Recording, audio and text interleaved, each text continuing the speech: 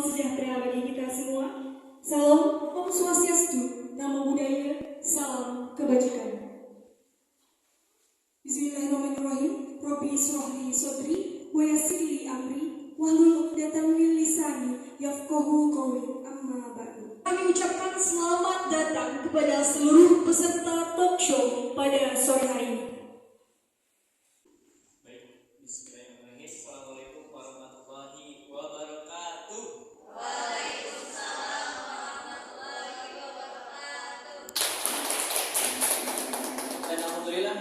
Kehadiran Sabi di sini juga tidak sendiri, dihadiri oleh dua putri terbaik bangsa yang dimiliki oleh Kabupaten Sumedang.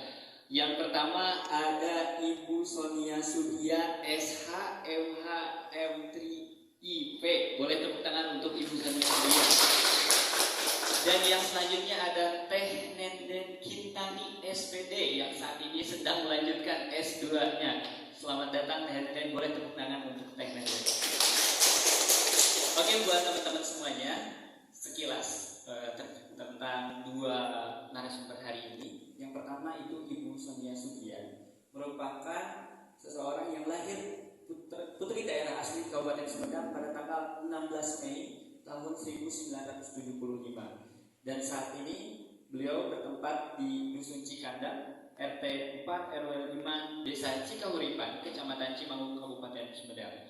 Untuk riwayat pendidikan sendiri, Ibu Sonia ini menempuh pendidikan di SD Negeri Cikopo Jatinangor, lalu di SMP Negeri Cikuruh Jatinangor, lalu SMED Negeri 2 Bandung, S1 Ilmu Hukum Univers Bandung, S2 Ilmu Hukum Pidana dan Perdata Univers Bandung, dan S2 Ilmu Administrasi Pemerintahan Daerah IPDN Jatinangor. Dan pengalaman berorganisasinya sendiri, beliau merupakan Direktur Utama PT Graciela Nuramdani, pemegang SK Menteri Lingkungan Hidup dan Kehutanan, lalu Direktur Utama PT Cepati Karunia Dinamika, lalu Ketua UMKM dan Koperasi DPP Himpunan Wanita Sanggar Ulama Indonesia, lalu Korbit 2 Pengurus Pusat KPPG, lalu juga Ketua Dewan Penasehat DPP WFC. Sambil berdiri apa ya?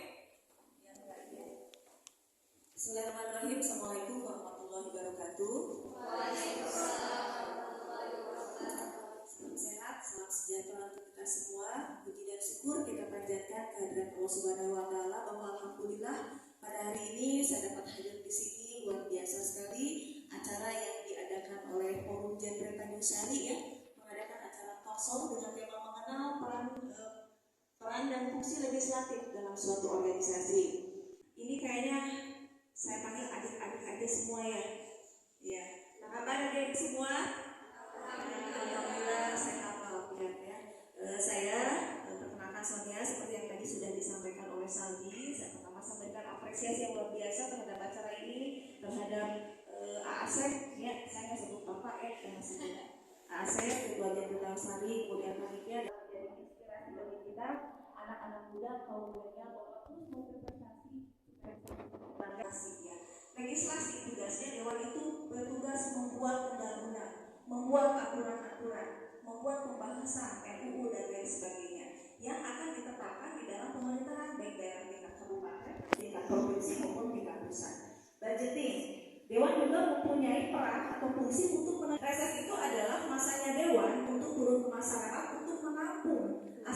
dari masyarakat kan tidak ada, sehingga masyarakat kesulitan ekspresi itu ditampung aspirasinya untuk nanti disampaikan dan dimasukkan dalam anggaran. Kemudian keperluan untuk infrastruktur misalnya, atau untuk pendidikan, keagamaan dan lain-lain, itu yang akan dimasukkan di dalam budgeting seorang. Nah, manfaat organisasi tentunya akan meningkatkan wawasan dan pengetahuan, membentuk pola pikir yang lebih baik, melatih leadership, memperluas jaringan dan networking, kemudian meningkatkan kemampuan public speaking. Karena apa? Dengan aktifnya kita berorganisasi, seperti tadi saya sempat bincang-bincang sama Salbi dari SMP sudah jadi ketua OSIS, kemudian jadi ketua organisasi yang lain, kita juga sama. Itu adalah salah satu proses untuk membentuk diri. Ya, dimulai kita kecil sampai sekarang, adik-adik sekarang di masa kuliah, ini adalah proses membentuk diri dengan aktifnya di berbagai organisasi. Dan ini adalah mungkin menjadi salah satu pijakan atau suatu tahapan. Mungkin adik-adik ini suatu saat nanti menjadi anggota dewan. Ya, masa depan kita yang akan datang. Yakin suatu saat ini akan terasa. Karena seperti apa yang saya rasakan, saya juga terbentuk dari organisasi. Dari mulai saya SD sudah jadi ketua grup pramuka, SMP ketua OSIS, SEMEA, kemudian waktu kuliah juga sama, dan itu membentuk diri saya sedikit demi sedikit sehingga alhamdulillah saya bisa seperti ini. Nah, kemudian next.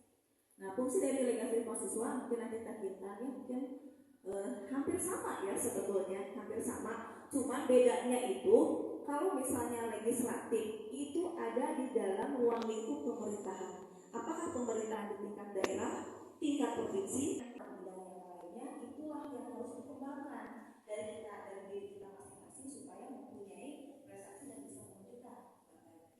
Ya, mungkin sekilas itu saja yang bisa saya sampaikan, karena nanti kita akan lebih intens untuk bincang-bincang ya. Terima kasih atas perhatiannya. Bila kita di Hidayah, wassalamualaikum warahmatullahi wabarakatuh. 10 menit sangat terinspirasi. Baru 10 menit aja udah kerasa gitu. Kalau kita organisasi itu apa sih perbedaannya badan legislatif di government dan juga organisasi masyarakat? Perbedaan antara badan legislatif di pemerintahan atau di government dan badan legislatif di di organisasi itu sebetulnya tugas dan fungsinya hampir sama. Yang membedakan adalah skupnya atau wilayahnya.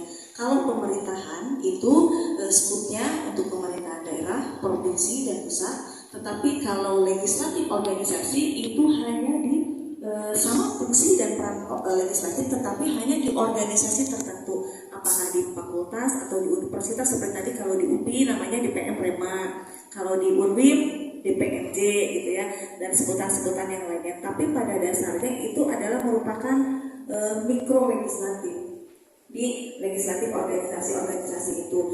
Jadi antara eksekutif dengan legislatif itu harus saling bekerja sama untuk pelaksanaan dan fungsi pengawasan. Oke, luar biasa. Nah, legislatif itu paling itu karena saya tahu yang pengen disampaikan sama teman-teman itu tadi ada yang nitip sedikit saya pertanyaan, kasih tahu ke Bunda legislatif atau eksekutif gitu. Tapi kasih dulu amanat yang ingin Bunda sampaikan buat teman-teman Bunda dan juga seluruh remaja di Kabupaten Sumbar. Ya, luar biasa nih pertanyaannya. Pertanyaannya sudah ada intrik politik ini. Ya, pesan saya untuk adik-adik ya, tetaplah semangat, harus mempunyai keyakinan diri. Satu, yakin kepada Allah Subhanahu wa Ta'ala dengan kemurahan dan semua kasih sayang pada kita. Karena dengan keyakinan kita bisa menggali potensi diri kita. Ya, bahwa ingat, setiap kita mempunyai potensi diri yang berharga. Cuma kita tidak bisa mengeksploitasi apa yang ada di diri kita. Jadi beri kita latihan untuk diri kita di sisi apa nih bidang kita. Ya. Kemudian untuk adik-adik juga saya berharap kita harus aware terhadap masyarakat sekitar. Kita harus mempunyai mindset yang maju, karena apa? Kita tidak boleh anti kepada politik atau tidak mau tahu, tidak mau urusan dengan anggota dewan dan sebagainya. Karena apa? Aspirasi kita ada di tangan mereka. Kita sebagai rakyat dan mereka adalah sebagai wakil kita. Jadi mereka harus benar-benar bisa mewakili kita sebagai rakyat. Kemudian jangan salah, apalagi nanti 2024 akan ada pemilihan legislatif dan eksekutif. Kita jangan sampai salah untuk memberikan amanah Kalau kita salah memberikan amanah kepada orang, tentunya amanah tersebut tidak akan sampai dengan baik. Ya, jadi kita harus memang sangat diharapkan. Kemudian kalau tadi pertanyaan dari Saldi, apakah legislatif atau eksekutif? Kalau untuk planning yang saya kerjakan, terus terang saya akan konsen dulu di legislatif. Ya, soal nanti ke depan, next apabila ada rezekinya, ada kodrat Allah, insya Allah saya pun berniat untuk maju di eksekutif. Tapi mungkin next ya. Tapi sekarang saya konsen di legislatif. Oke. Tuh jawabannya ya. Berarti udah ada hilal legislatif wakil rakyat ibu.